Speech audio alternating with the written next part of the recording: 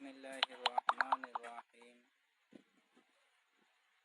শুআরা ২৬ নম্বর সূরা ১০৫ নম্বর আয়াত। কাযযাবাত কওমু নূহিনিল মুরসালিন। নূহের সম্প্রদায় রাসূলগণের প্রতি মিথ্যা আরোপ করিয়াছিল।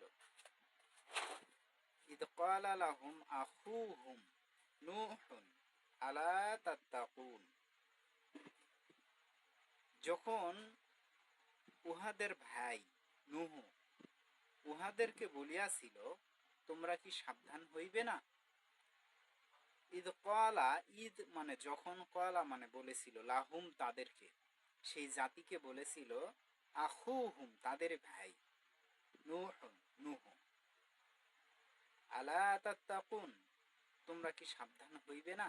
আল্লাহ তাআলা কোন জাতির কাছে যখন নবী বা রাসূল পাঠাইছেন, তখন সেই গোত্রের মধ্যে থেকেই পাঠাইছেন, তাদেরই ভাইকেই পাঠাইছেন, অন্য জায়গা থেকে নিয়ে আসেননি। হঠাৎ দু একটা বা ব্যতিক্রমিয়ে দিলেন। সাধারণত নিয়ম তাদের মধ্যে থেকেই বার্তাবাহক পাঠানো। আলোচনা পর্যালোচনা শিক্ষা যেই এলাকার মানুষ সেই এলাকাতেই দিবে, এটাই সত্য। ইন্নী লাকুম রাসূলুন আমিন, আমি তো তোমাদের জন্য বিশ্বস্ত রাসূল, বিশ্বস্ত বার্তাবাহক। ইন্নী নিশ্চয় আমি, লাকুম তোমাদের জন্য, রাসূলুন মানে বার্তাবাহক, আমিন মানে বিশ্বস্ত। যিনি কথা বলবেন, যিনি ধর্ম দায়িত্ব পালন করবেন, ধর্ম প্রচার করবেন, অবশ্যই তাকে বিশ্বস্ত হতে হবে। এখানে আর একটা বিষয়, নূহ আলাইহিস সালাম কিন্তু নিজের বিষয় বলতেছিলেন যে আমি তোমাদের জন্য একজন বিশ্বস্ত ব্যক্তি, এভাবে বলতেছিলেন, নিজের বিষয়ে বলতেছেন। আপনি মানুষ বিশ্বাস করবে কি করবে না সেটা আশ্বস্ত করা লাগবে মানুষকে।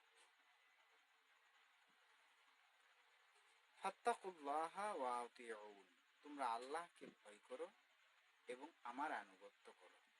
নূহ আলাইহিস সালাম কিভাবে দাওয়াত দিলেন?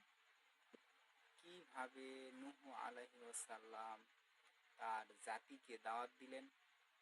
আল্লাহকে ভয় করো এবং আমার আনুগত্য করো।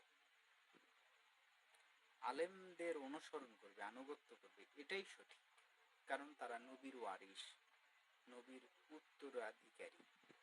আল্লাহকে ভয় করবেন, এই ধরনের কথা আপনাকে বলতে হবে।